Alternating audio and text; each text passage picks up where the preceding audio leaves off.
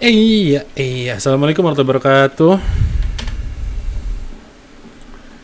Kita mulai lagi dari USDT. Ingat kemarin saya bilang apa? Saat ada di sini, dia ada trigger downside untuk cryptocurrency. Ada pullback di sini, waktunya untuk beli kemarin USDT, lakukan pembelian. Ya, di sini manis banget nih. Masuk area zone ini lagi. Kalau misalkan di zoom, di sini ada area OB yang saya gambarkan. Masuk gak sih? Di sini gambarnya di handphone kali ya? Enggak. Enggak, pas kemarin di wait a second.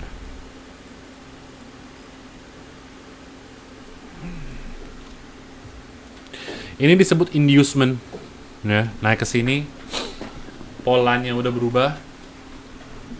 Jadi orang-orang pada kena stop loss, termasuk saya kena stop loss. Dan waktunya itu juga jam 12-an ya. Sebentar. Waktunya itu jam 12-an, jadinya saya udah nggak di depan chart juga. Bukan Asian Session lagi, tapi udah di American Session. Kenapa American Session itu di weekend itu kuat? Dikarenakan market Senin sampai Jumat itu Forex itu close. Saham Amerika itu close. Cryptocurrency di weekend US session itu perlu diperhatikan. Di luar itu market cryptocurrency 24 jam. Dan asetnya akan berpindah ke saham-saham yang lain selama SPX 500 USD ini masih dalam keadaan bullish. Bulan Februari yang lalu saya bilang kalau misalkan dalam keadaan bullish pun SPX 500 kalau misalkan bullish ya bullish, masih berarti uangnya masih banyak ada di SPX, ada di kripto ada. Nah, dan SPX 500 dan cryptocurrency itu one correlation way asset. Jadi satu arah. Kalau misalkan SPX dia naik. Cuman momentum atau misalkan kekuatan dari asetnya itu berbeda.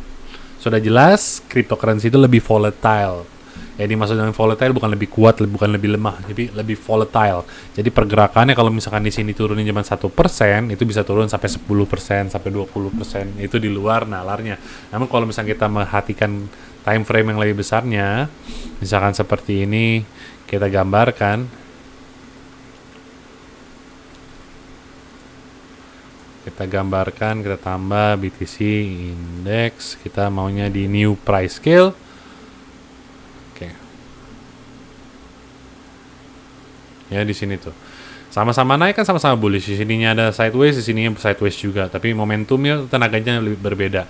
Di sininya uptrend, di sininya sangat kuat uptrend, di sini turun, di sini turunnya lebih kuat lagi. Di sini udah bikin support, di sini masih continuation. Secara jangka panjang monthly, SPX 500 dan USD dengan BTC itu memiliki correlation the same thing. Ya, di sini kita perhatikan lagi kayak di sini. Gerakannya sama. Ini saking kecilnya naiknya nggak kelihatan dia. Ya di sini naik, di sini ada penurunan, cuma sedikit. Nah sekarang udah aset itu sudah banyak, akhirnya continuationnya seperti itu. Ini 2008, 2009 ya waktu itu cryptocurrency ada BTC Index. Jadinya begitulah kurang lebih seperti itu, yaitu mereka satu gerakan. Dengan ZAU USD, yang saya bilang ZAU USD adalah non-correlation asset. Non-correlation asset di mana ZAU USD ini di saat negara perang, negara genting, banyak kasus, orang akan pindah ke SAU. Misalkan kemarin kita kan perang terus dari Ukraina ke Rusia. Setelah itu kita yang dinaratifkan adalah walaupun perangnya sudah dari sudah berjalan ratusan tahun, namun selama masih beritanya diangkat, berarti adalah naratifnya kita dalam keadaan perang baru. Perang barunya yaitu adalah antara biasa Israel dan Palestine. Ini adalah perang yang dianggap seperti itu, akhirnya ZAU USD. Akhirnya Amerika dan juga ada mata uang BRICS yang menyangkut oleh yang menyangkut keamanan dolar sebagai mata uang yang bagus. Itu mendorong orang-orang akhirnya memindahkan uangnya ke ZAU USD. Nah, dan kemarin kita baru saja namanya President Election. President Election, kalau misalnya kita perhatikan selama tahun ke tahun, dia akan ada dampak kurang lebih 3 bulan. 2 bulan, 3 bulan setelah adanya election, akan ada dampak pergerakan harga. Yang mana kalau misalkan kita lihat, uang itu akan masuk ke dalam pasar SPX 500 atau saham-saham. Itu akan bermasukan lebih bergelimpah gitu ya. Lalu yang sekarang kita perhatikan ada di cryptocurrency USD di sini. Kita dalam keadaan downtrend di monthly. Dan ini kita harus, dan targetnya kita ada di 2,94%. Percentage ini dari mana? Percentage ini dibandingkan dengan apa? Percentage dari berapa dan apa? Gitu ya. Kalau misalnya kita mengetahui USD adalah dominasi di pasar cryptocurrency. Domination di pasar cryptocurrency. Jadi kalau tertinggi adalah 9% di sini. Jadi 9%, 9,5% di sini adalah di mana orang-orang menjual asetnya cryptocurrency untuk dijadikan USD dan ditaruh saja di pasar sahamnya. Ditaruh saja di cryptocurrency-nya. Jadi yang mendorong USD untuk naik adalah, yang pertama adalah pemegang holding di USDT-nya naik. Dan yang kedua, bertambahnya USDT di pasar kripto. Misalkan Anda beli di Indodax, Anda beli masukan rupiah. Rupiah itu banyak kan pair itu adalah BTC USD, Ethereum USD, dan lain-lain yang pairnya melawan USDT. Akhirnya yang Anda lakukan adalah Anda membeli USDT itu sendiri. Anda convert mata uang Anda USD ke USDT, Euro ke USDT, rupiah ke USDT, dan sebagainya. Itu USDT. Pentingnya USDT seperti itu. Nah, dominasinya di pasar menggambarkan seberapa banyaknya mata uang itu ada di pasar. Nah, sekarang yang kita lihat adalah harga turun USDT. Apakah USDT selalu berkorelatif terhadap harga cryptocurrency secara keseluruhan? Jawabannya tidak selalu.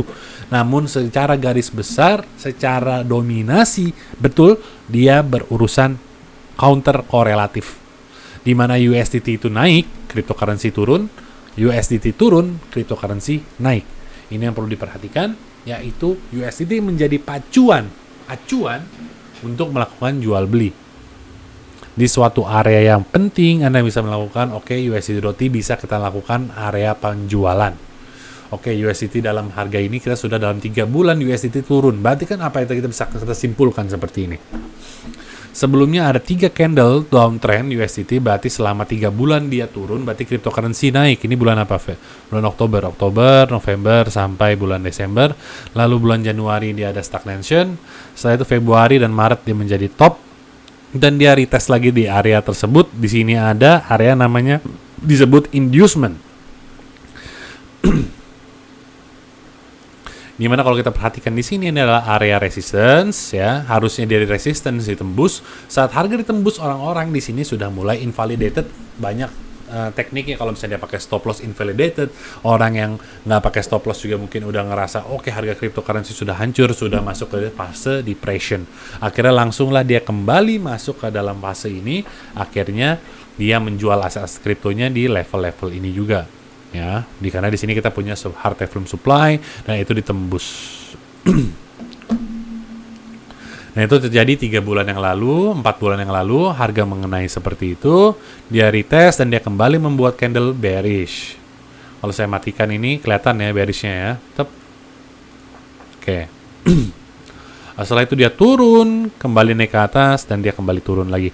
Target kita kemana secara jangka panjang? Jangka panjang target kita adalah dari high time supply ke area ini.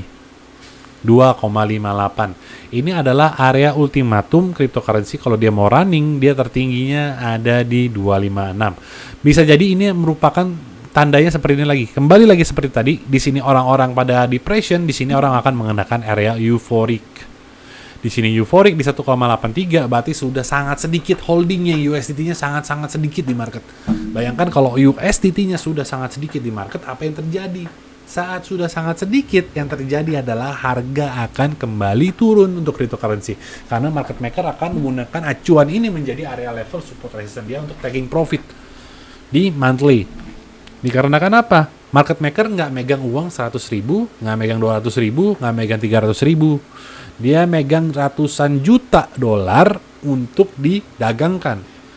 Dan dari kita punya 3.000 kripto lebih untuk dijual dan didagangkan. Ini USD ini menggambarkan segala macam cryptocurrency yang ada di pasar. Jadinya ini menjadi acuan kita untuk melakukan penjualan beli. Yang saya bilang kemarin BTC USDT.D, BTC USD, kita dalam keadaan uptrend. Di kemarin saya sebut itu saat USDT ada makan pullback, saya bilang ini akan pergerakannya yang saya bilang kemarin USDT ini tidak berkorelatif terhadap aset kripto lainnya selain Bitcoin itu sendiri, berarti menggambarkan banyak orang yang menjual altcoin merubahnya menjadi BTC. Karena BTC mereka tahu BTC akan running. Yang terjadi yang kita lihat sekarang adalah BTC dalam daily-nya itu running, dan kalau misalnya saya ngomongin masalah kemarin kita lihat di time frame 1 hour. Nih, USDT-nya BTC-nya naik dan di sini dia ada pump langsung naik ke atas. Ini yang saya sebut menjadi korelatif atau menjadi BTC USDT-nya ini menjadi suatu tanda kalau misalkan kita sudah berada di fase uptrend yang sejati di BTC-nya. Oke, area supportnya di mana sekarang ada nih 68967. Di sini cukup penting untuk diperhatikan. Kenapa? Karena di sini untuk kalau misalkan dia masuk level support di sini, ini kan adalah area support ya, area support. Nah, dia untuk di retest resistance-nya di sini baru sekali saja.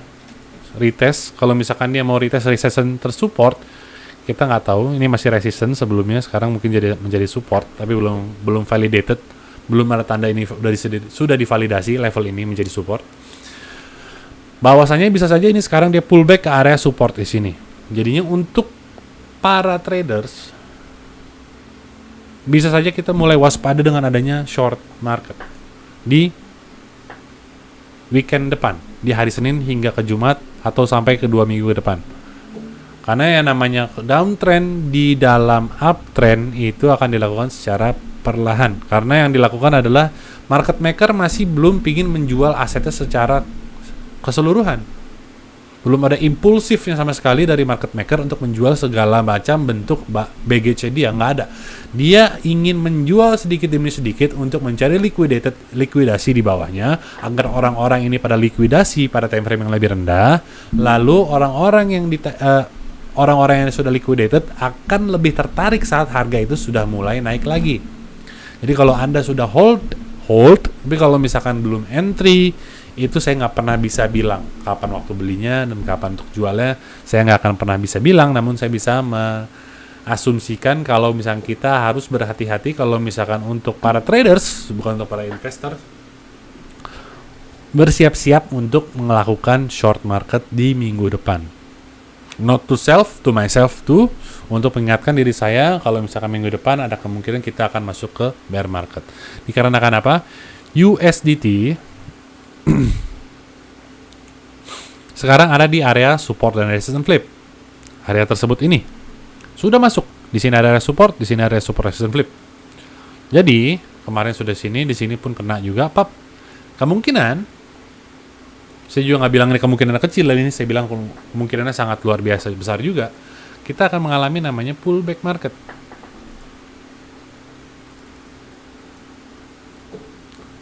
Di area support resistance flip ini kita sudah melihat adanya tanda-tanda kalau misalkan dia ingin mengembali, dan saya sudah merasa adanya rasa FOMOing dalam diri saya sendiri, yang dimana saya sudah mulai ingin melakukan pembelian secara garis besar, cukup besar di atas risk yang saya inginkan. Jadi gridnya sudah kicks in. Dalam miniature time frame-nya, kalau misalnya kita melihat sudah ada grid di level tersebut, kemungkinan besar ya akan retest ke level-level yang lebih tinggi. Saya nggak bisa bilang nih akan retestnya pun dalam, enggak. Bisa jadi hari Rabu sudah dia masuk ke dalam fase bear market lagi untuk USDT.D. Pullback pertama yang saya harapkan, atau misalkan saya pantau, bisa jadi di sini. Area ini ya, di sini ada fair value gap, ada fair value gap. Di sini yang utamanya di sini. Namun saya nggak bisa bilang not strong enough to hold the price. Di level ini berikutnya di 24%. Di time frame yang lebih kecil, ini kan time frame 15 menit nih. Karena kalau kita lihat di 1 hour, kita masih dalam keadaan downtrend. Untuk mengalami untuk dia pullback itu hanya bodoh saja kita lihat. Sekarang dalam time frame 1 hour jelas bearish, 4 hour bearish. Namun kita berada di area support. Jadi kita harus expectationnya kita harus ada pullback untuk mencari liquidation agar kita bisa turun lebih rendah lagi gitu. Oke. Seperti sandok nih ketinggalan saya. Karena weekend ya, dia masuknya ke American Session, jadi waktu udah tidur harga baru membentuk area bottom, sekarang udah tinggi. Orang ASEAN masuk ke sini jadi target mangsanya. Loh, kalau misalnya gitu ya udah kita short aja. Bisa, ini area resistance untuk di short, ini area resistance ini.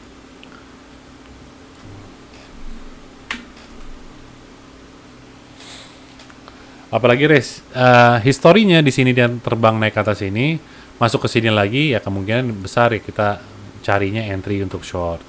Namun kita harus time frame yang lebih rendahnya juga, harus ada tanda-tanda atau bukti atau faktanya, misalkan itu setidaknya apa yang kita lakukan itu harus dengan teknik, harus dengan planning. Kalau misalkan enggak ya lebih banyak loss-nya. Lebih banyak loss-nya ini saya maksud gini ya.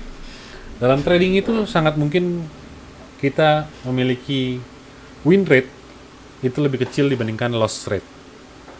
Sangat mungkin. Tapi keep it up di area 40%. Karena 40% kalau misalnya kita win rate kita 40%, setiap kalinya kita mainnya dua kali lipat.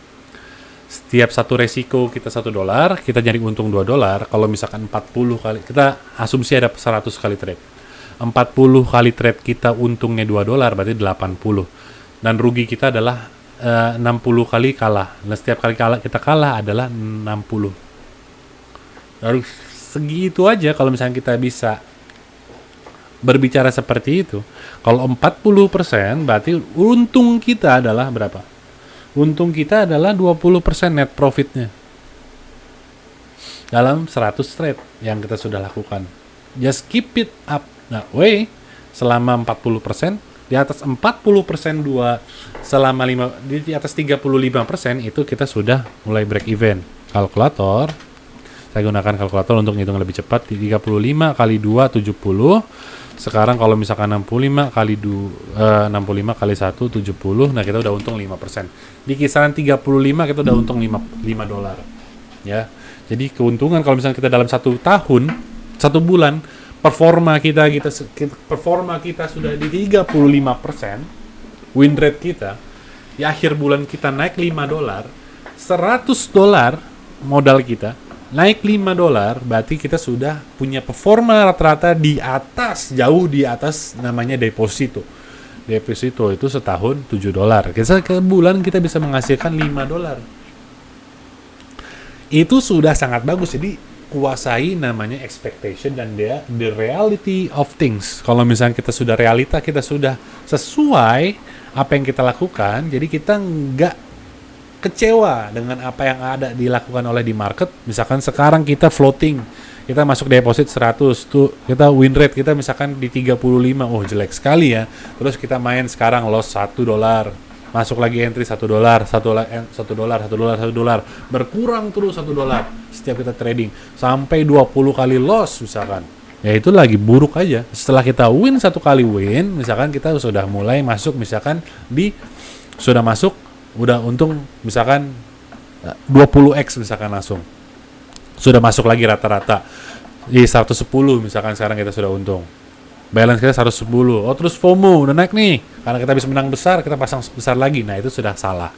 Yang penting keep it up until you get a base amount number of calculated dan keep it up for the rest of your life.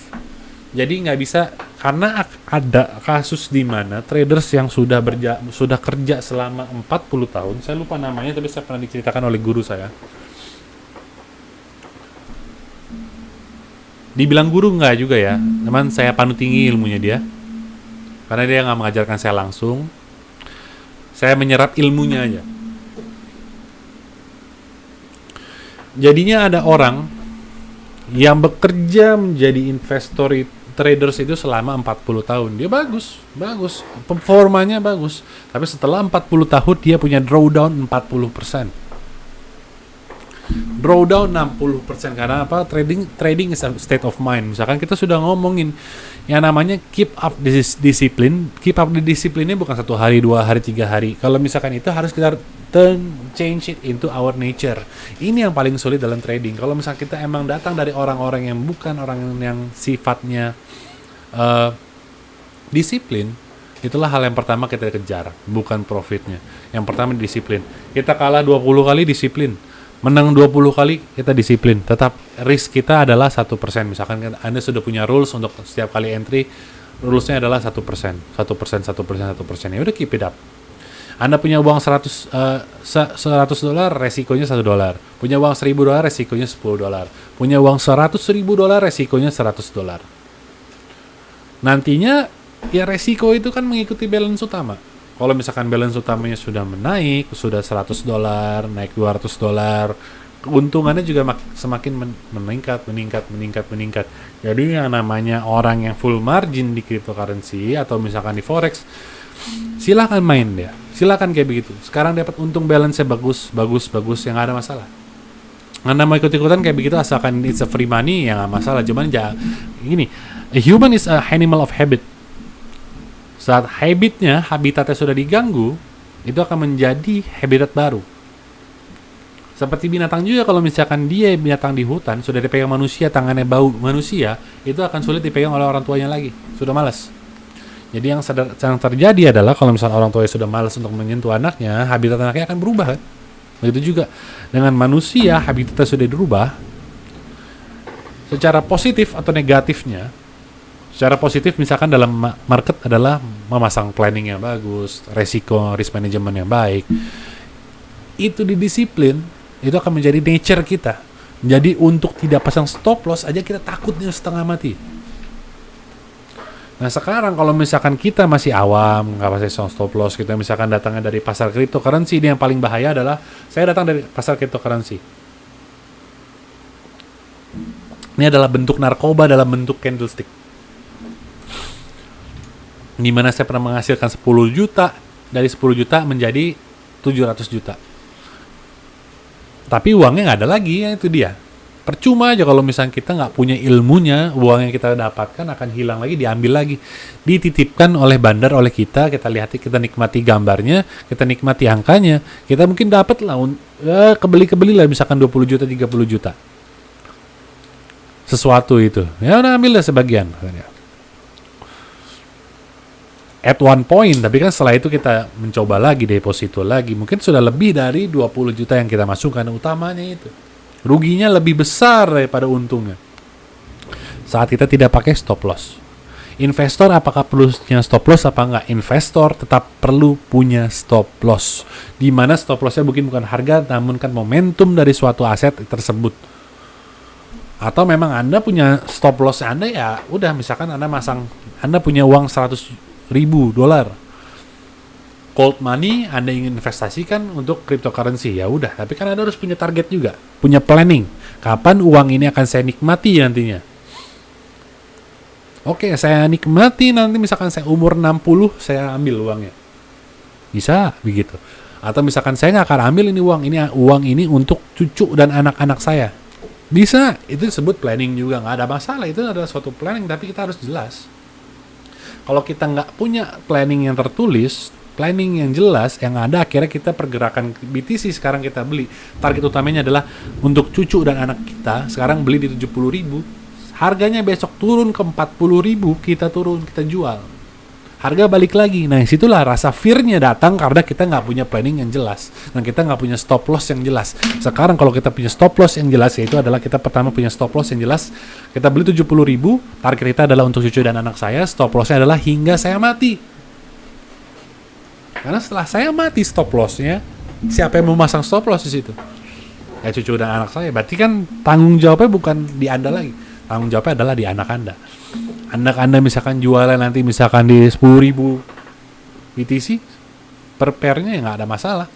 Karena bukan urusan Anda lagi, itu udah niatnya sudah ada, planningnya sudah ada, tinggal dijalankan planningnya, tinggal berjalan aja.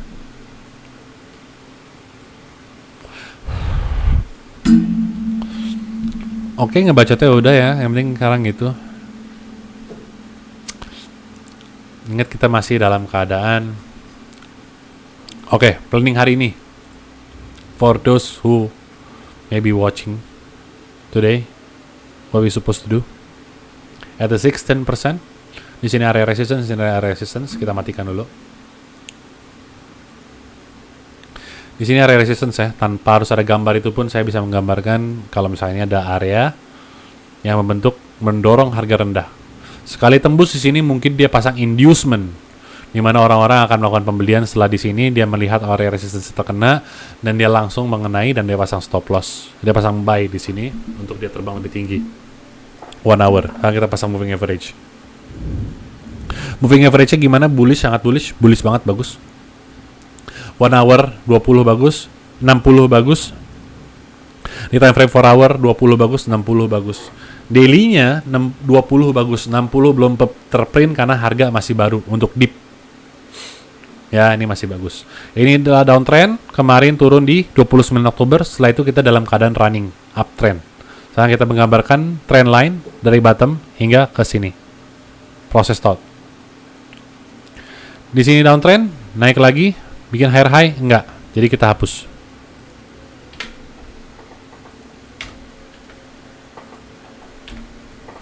Kita gambarkan resistance, retest 1 kali, 3 kali dia fail, masuk lagi, keempat kali dia fail, masuk lagi, yang kelima kali dia berhasil, tembus ke atas.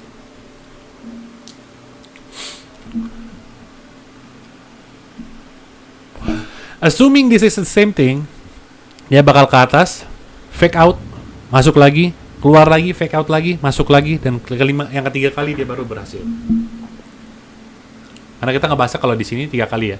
1, 2 kali, 2, 3, 4, 5, 6, 7 kali bahkan. Kalau misalnya kita melihat kecil-kecilnya gitu aja, kalau misalnya kita lihat spike out yang benar-benar 1, 2, yang ketiga kalinya baru dia berhasil.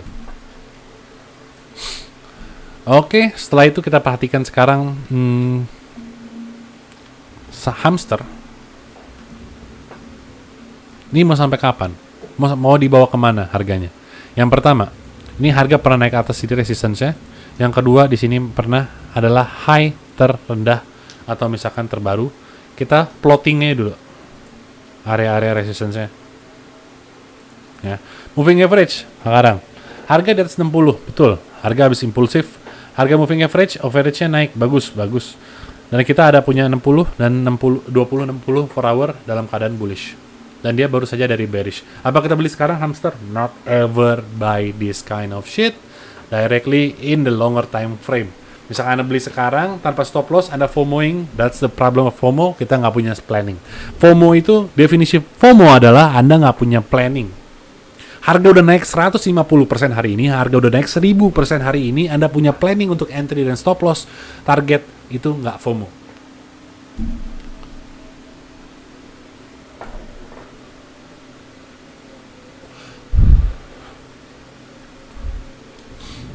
Sekarang adalah kalau misalnya pasar kecil seperti ini di 1 hour, kita bisa main di ini lagi bullish 1 hour kan, kita sudah punya tandanya. Di 1 hour bullish, kita bisa main di 5 minutes. 5 minutes kita tinggal plotting area support dan resistance. Saya punya alat bantu yaitu price action concept di sini, untuk menggambarkan di mana area support dan resistance berada. Sekarang tadi harga dari sini pagi 10.40 masuk ke sini. Ini nggak saya beli nih. Supportnya tadi saya pasang di buy-nya nggak di sini. Ini cuma lucu-lucuan aja tadi pasang di situ. Di sini nggak kena. Sebentar. Saya nggak pasang. Saya pasang di ini nih. Tuh. Setengah. Saya pasang di situ. Akhirnya nggak kena.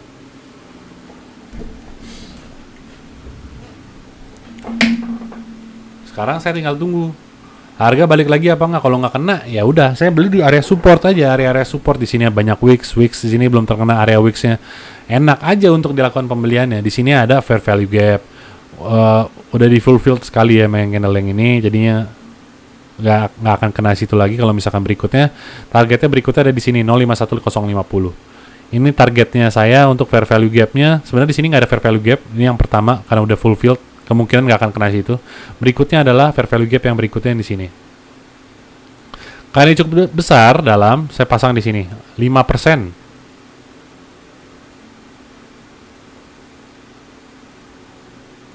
Risknya. Hamster.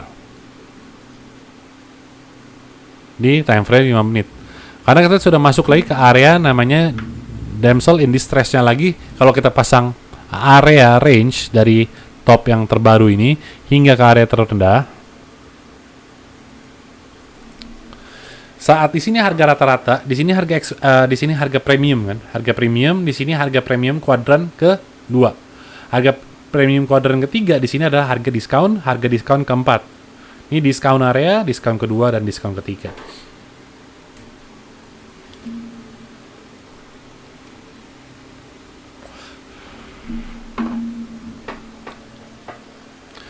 Jadi saat masuk ke sini nantinya di sini harga diskon nggak diskon sama sekali, di sini nggak ada diskonnya. Di sini diskon di time frame yang lebih besar, ini baru diskon. Dan dia masuk ke sini, barulah saya pengen beli. Baru enak belinya. Karena kita sudah berada di harga rata-rata dan harga rendah. Harga diskon. Itu di time frame yang lebih besar. Kalau kita main di time frame 1 minutes, kita bisa beli aja kayak gini. Sama juga gunakan teknik yang sama. Kuadran.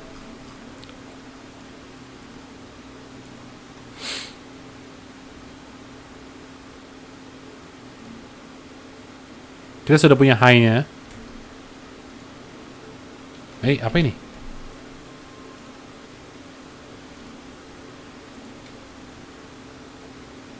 Oke. Kita punya kuadran di sini, berarti ini kan equilibrium. Yang ungu ini adalah equilibrium. Yang kedua ini adalah area tengah lah. Pokoknya area tengah antara tengah di sini. Di sini sudah harga diskon enak, diskon pertama, diskon kedua, expensive, even more expensive. Udah area resistance. Karena kita selalu dalam range ke terbang, kita moving out ke area range berikutnya lagi. Jadi kita nggak perlu menggambarkan. Yang penting dalam kuadran tersebut, sekarang kita di sini, kuadran tersebut di sini punya area namanya support resistance. Nah, kita bisa gambarkan MTA di sini karena panjang ya, besar. Kita bisa di 15 menit. Cuman saya nggak akan gambarkan lah, karena ini terlalu kecil. Saya nggak main kayak begitu. Kalau misalkan time frame yang lebih kecil, saya nggak main kuadran di sini untuk time frame yang lebih kecil. Saya nggak menyarankan, jadi saya nggak akan tunjukkan. Untuk time frame 5 menit, gini kan, 5 menit saja saya tariknya juga sama aja kalau misalkan di 1 hour di sini. Saya gambarkan, oke. Dari sini rata-rata sini kuadran. Oh insyaallah ini mah Fibonacci.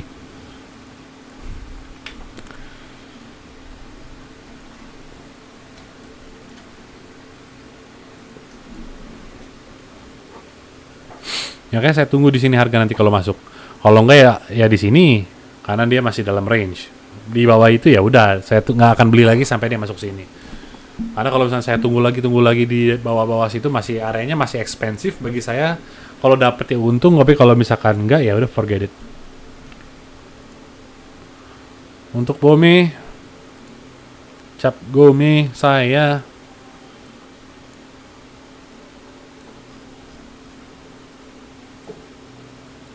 wait 1 minute.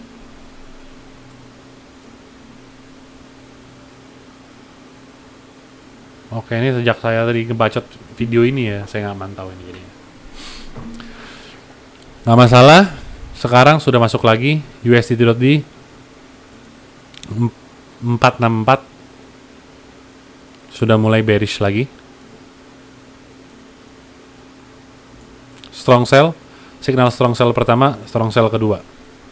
Ada buy lemah, lalu ada signal strong sell kedua.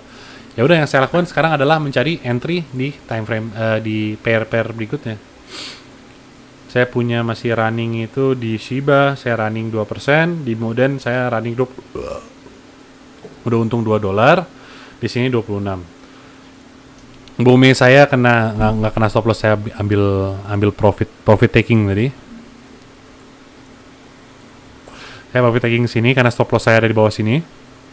Kalau saya pegang juga kena stop loss tuh. Namun habis itu kan ada lagi teknik untuk strong buy di sini. Cuman kan saya nggak mantau.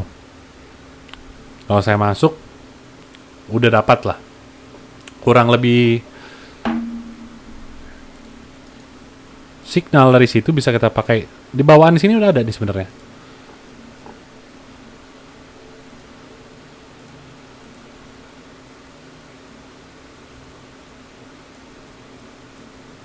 Mana gambarnya?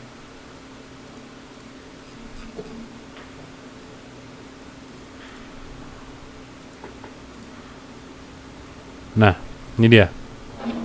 Entry sudah dikasih tahu di sini. Stop loss di sini. Kok bro, ada yang salah tadi nih, soalnya ada yang saya update terus berantakan.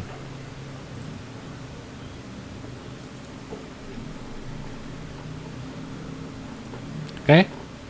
Ini stop loss 00899. Ini udah kena dapat 3 saat dia masuk ke sini. Strong buy, kemungkinan nggak dapat 3% pas ya. Lalu kalau misalnya kita beli sini dapat 3%. Udah enak, udah mantap. Kita bisa beli di mana? Areanya di sini area change. Wush, saya hapus itu malah. Hapus. Oke. Di sini area change, ada change of character. Ini kan break of structure-nya di sini nggak digambarkan oleh dia.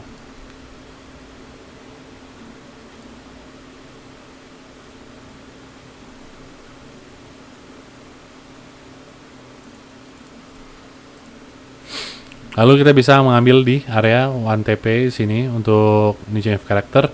Di sini kan area yang kuat atau area OB. Nah, kita bisa, ini kan 1 minutes.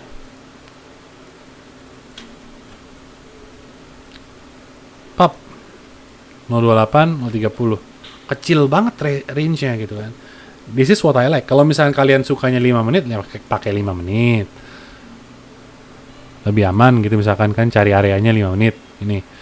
Atau misalkan nyari di 10 menit, Anda lebih suka, misalkan saya nggak ada, saya 15 menit, kayak gini. Carinya gimana? Tinggal cari lagi, dia back lagi, pull back ke sini. Tunggu lagi, masukin lagi, nggak ada masalah. To each their own. Yang penting adalah rules pertamanya punya plan, dan plannya adalah yang saya sarankan adalah untuk mengambil selalu untung di 2%. Di 2 kali lipat di sini. Risknya 2 banding 1 ini adalah yang paling performanya paling enak. Performanya paling enak gimana? Pas di 2 kok. 2 ini kita ambil stop loss. Kita ambil setengah. Sisanya tetap primary-nya di situ tetap jangan dipindahin. Stop loss masih di situ, jangan dirubah. 2 kita ambil setengah, sisanya dia biarin running. Setidaknya kalau dia balik ke sini kita udah ngantongin itu 75. Kita udah ngantongin sebesar 30% dari utama lah. Jadi kita udah untung 30, misalkan $1, kita ambil untung di 2%. Di 2 TP ini akhirnya dapat berapa? Dapat $2. Dapat $1. Ya, kita udah ngantongin $1 nih. Hap, udah di tengah $1. Balik lagi, modal utama kita 0,5 kan. Nah, jatuh 0,5. Kita udah untung $0,5. Jadi kita untung 50% modal kita utama. Jadi kita kalau misalnya kayak gitu terus ya kita aman. Kalau kita kayak gitu aman. Dan jarang terjadi kan dari 2. Kalau misalkan udah biasa nanti jarang lah. Ngalamin sendiri. Udah ngambil 2, terus jarang ini balik lagi ke TP kita utama, itu jarang. Masuk ke stop loss jarang. Berikutnya ngambil untungnya di mana? Nanti ambil untungnya tinggal di primary entry di yang Anda suka. Kalau di kripto, yang saya suka adalah ngambil untungnya di 6. Ini saya suka ngambil di 6. Saya suka ngambil di 1/6, itu udah paling sweet spot lah. Udah paling sweet spot. Atau enggak ngambilnya kayak misalkan nih si Muden. Saya ngambil setengah, saya take profit setengah, saya biarin running setengahnya lagi. Jalan berapa? Udah 25 kali lipat.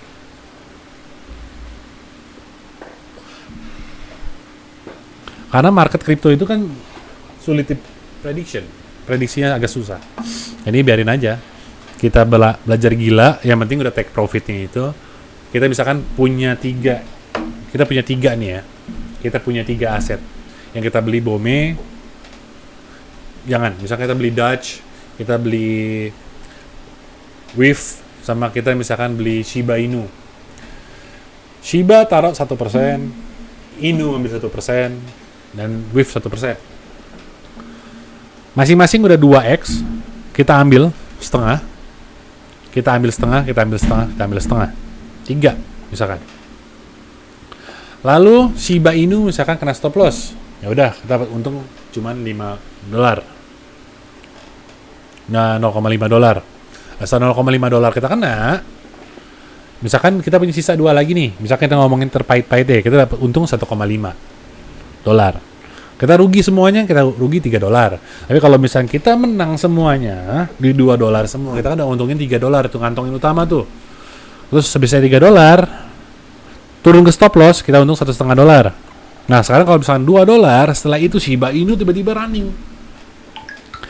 berapa? Misalkan 10 kali lipat. 10 kali lipat setelah kita ambil 2% di sini. Setelah 2% di sini kita ngambil, setelahnya sisanya dapat berapa? Kita dapat 50. Kita dapat 10 kali lipat kan. Sisa di sini udah $1. $1 naik 10. $10 kita kantongin.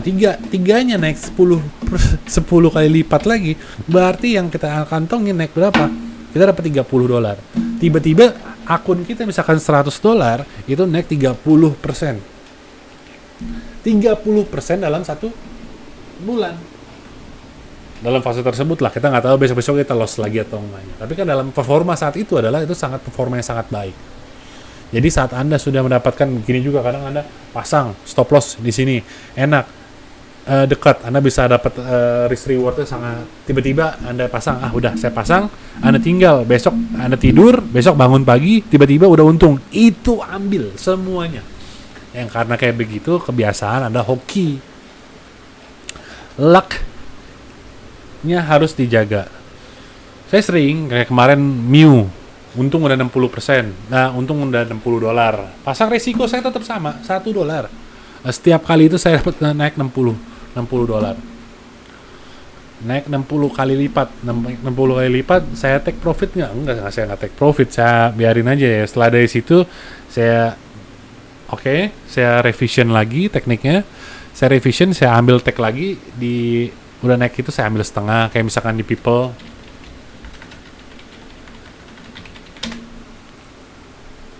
Kayak di People nih kemarin. Ini udah gurih banget sekarang People nih. Nih di People.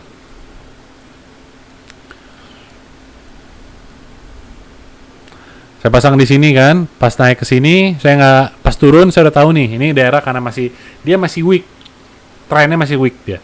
Saya tahu dia bakal turun di sini, saya pasang buy lagi awalnya di sini nih, saya pasang buy di 61135. Ya 6135 lah di sini saya awal pasang buy. Akhirnya saya cancel, buy-nya saya cancel. Dikarenakan saya lihat di sini momentumnya masih kuat dan biasanya kayak gini jarang sekali dia jalan dengan buy sekali doang. Jatuh itu sekali itu jarang. Biarin dia jalan lagi, jatuh lagi. Akhirnya stopnya di sini kena, dia masuk ke area support berikutnya di area time frame 4 hour. Kita bisa lihat di sini area support nih.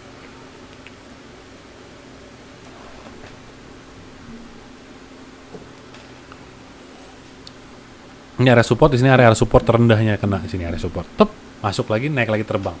Kalau misalnya kita bisa sniping seperti itu dan kita ready timingnya gitu. Yang bisa kita lakukan apa? Kita bisa cari area reward yang terendah. Reward besar, resiko kecil. Yang penting sniping. Yaitu yang pertama, sniping itu rulesnya berapa? Rulesnya adalah area yang belum pernah disentuh sama sekali dan itu fail. Itu sniping. Kalau misalkan dia menyentuh area terendah dan membuat higher high seperti ini rendah, masuk ke area tertinggi. Ini kan menjadi area support. Area support di sini bisa kita melakukan area pembelian kan. area rendah ini. Ini area buy ini. Dia pump, dia bikin higher high.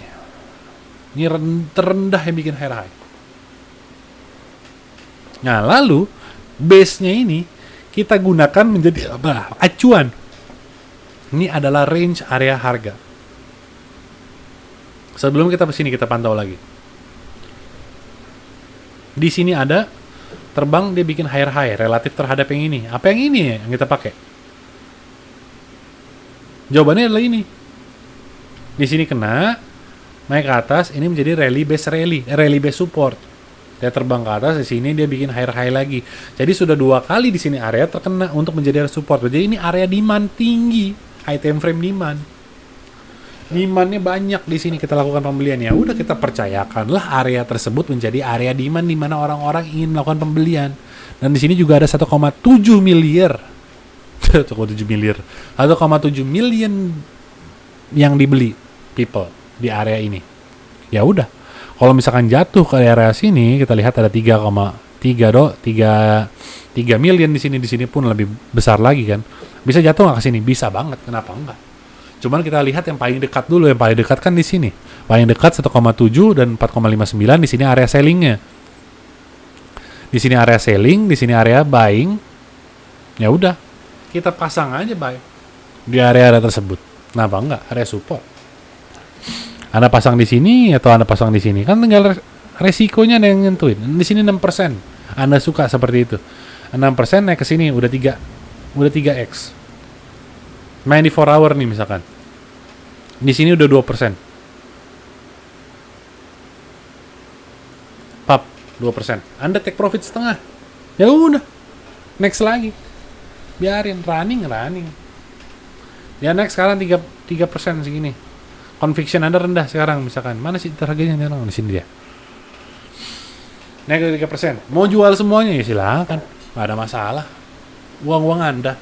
Planning Anda. Punya planningnya enggak pertamanya gitu? Apa ikut-ikutin orang? Karena ini moving average masih lemah semua, ya udah saya nggak jual beli. Saya bilang Sandok nih kemarin kan. Sandok moving average masih rendah semua. Kenapa saya mau beranikan beli? Dan tapi akhirnya saya salah. I am too early in the market. Akhirnya ada pergerakan harga di mana saya beli kemarin. Di sini dia. Saya beli di sini. I am too early in the market karena moving average masih jelek. Akhirnya terjadi apa? Dia ke bawah lagi kan? Ke bawah. Akhirnya saya, ntar deh, kemarin saya berhasil jual apa enggak sih? Aneh amat ya. Kayaknya nggak saya holding deh. Saya holding nih masih. Ini belinya base, jadi nggak belinya kemarin nggak apa namanya?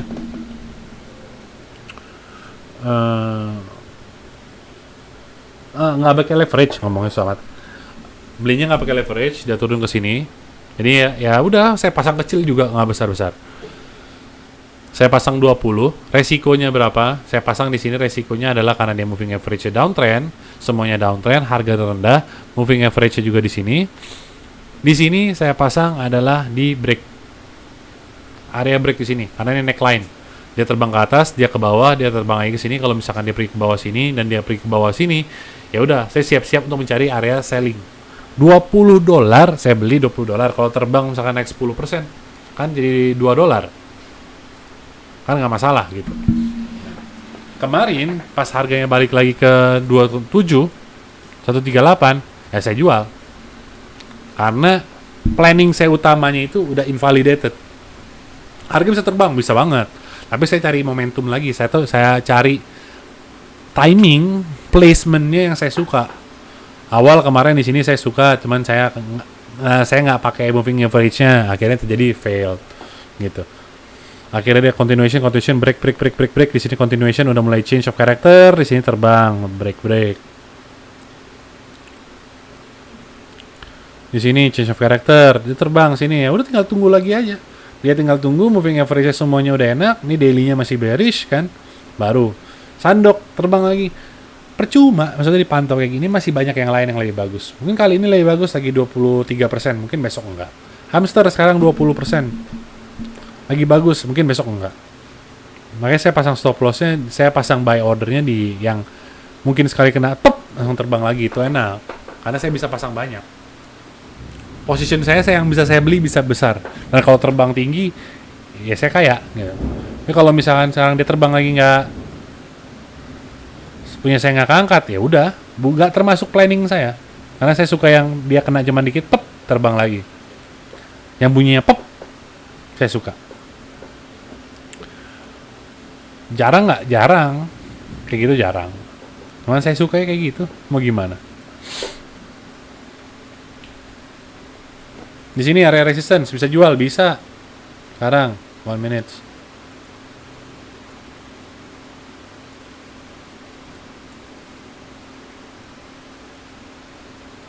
Pasang limit. Area target di sini saya mau entry tadi 4%. Ya udah. Ini saya udah punya planning. Alasan buy, alasan sell di sini area strong sell, area resistance. Di mana satu sebelumnya ada inducement, masuk sini ada tanda-tanda dia invalidated. Validated ya, divalidated kalau misalkan ini adalah area resistance yang ngambil di situ. Di sini ada 12 million data yang dijual, di sini pembeliannya cuma 5, di sini cuma 2. Saya juga nggak ngarepin dia turun lagi karena moving average segala macamnya bentukannya bagus ya. Daily-nya kuat, apapun kuat. Jadinya yang saya lakukan adalah ini pun kalau kena, kalau nggak kena udah ketinggalan kan berarti. Ya nggak masalah ketinggalan.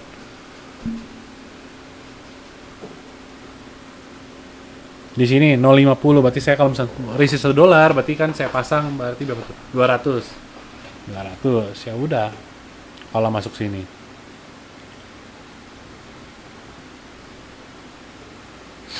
Oke. Resiko. Pasang stop loss 0,2. Kita gambarkan pakai Fibonacci yang ada di setting.